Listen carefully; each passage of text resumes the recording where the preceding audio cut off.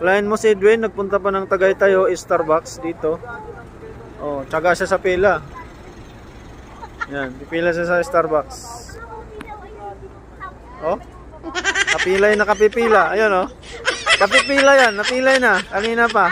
Oh, tingnan mo yung pila oh. Kapipila sa Starbucks. Wala na.